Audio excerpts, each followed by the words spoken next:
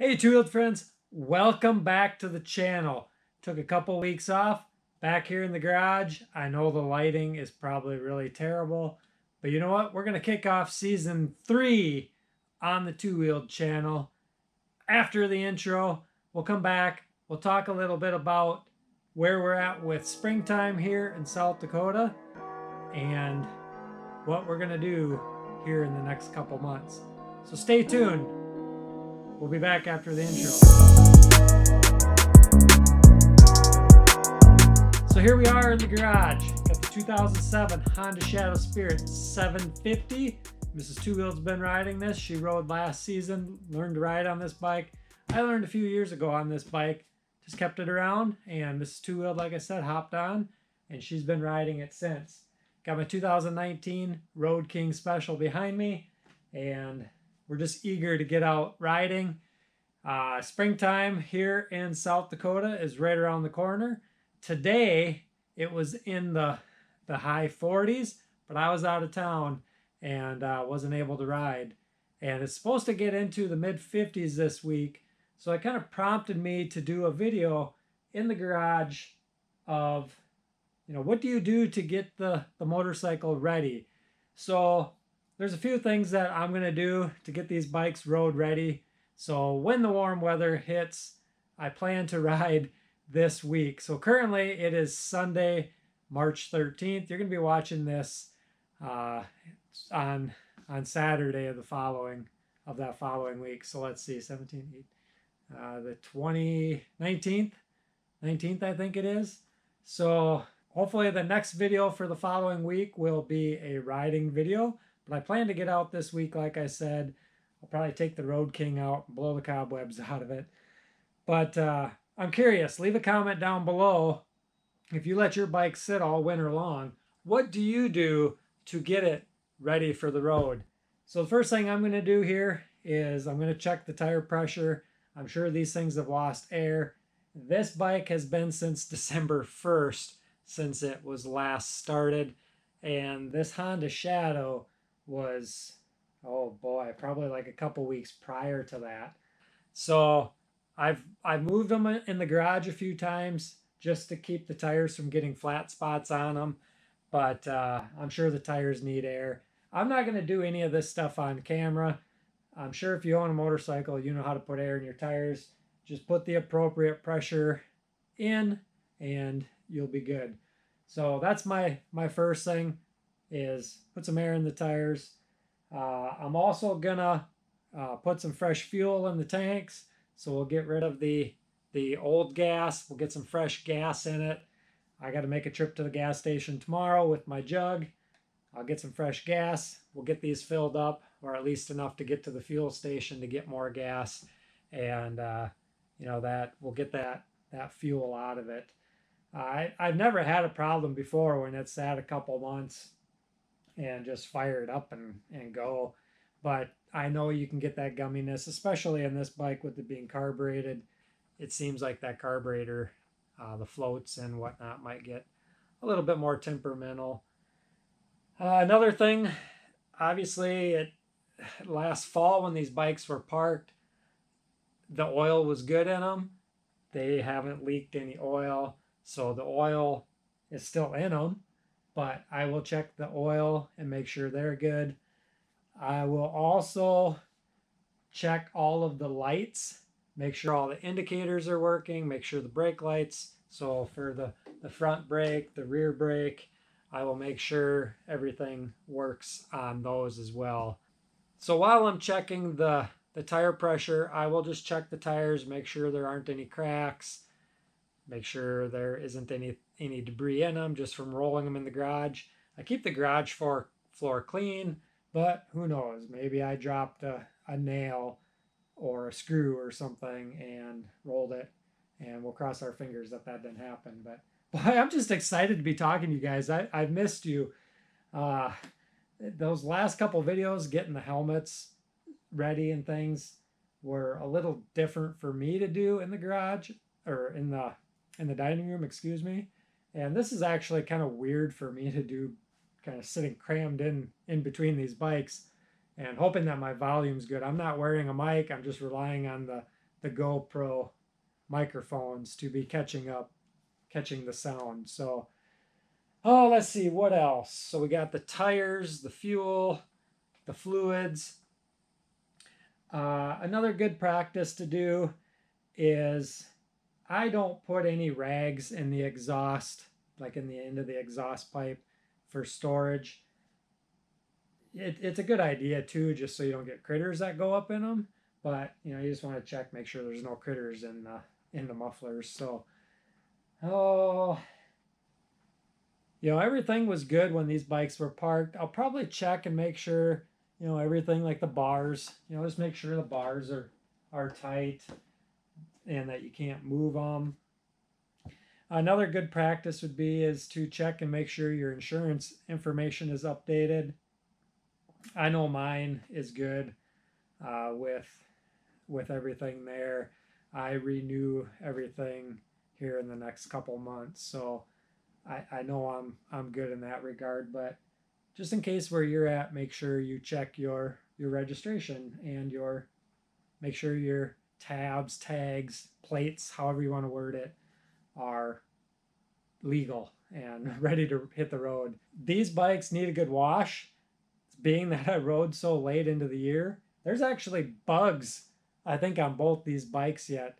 My plan was to get out here over winter and just get a wet rag and a bucket and just wipe them down, but time didn't allow. I think this first upcoming moto vlog, I will talk a little bit about winter and what's kind of taking place and where we're at with things. I have a couple things I want to do on the Road King yet as well, and I will show you that. Or maybe now is a good time just to mention I bought some hand guards for the motorcycle, or for the Road King, and I want your opinion too. If I put those on, is that going to change the direction of this bike? Does that mean I'm building it a certain way and that I got to follow? Is that weird if I just put those on and that's it? Do I need to put a different fairing on to make this look good? Or what is the appropriate etiquette? I don't know. I just thought, you know, it'd be kind of nice. So when it's cold, I have a little hand protection along with rocks. Last year I did a video about rocks hitting helmets, or no helmet if you don't wear a helmet. And just thought, you know, with the rocks hitting knuckles, it'd be a good idea. And I do wear gloves all the time too, but just a thought I had. So I don't know if you can tell, I'm just excited to be recording a video again.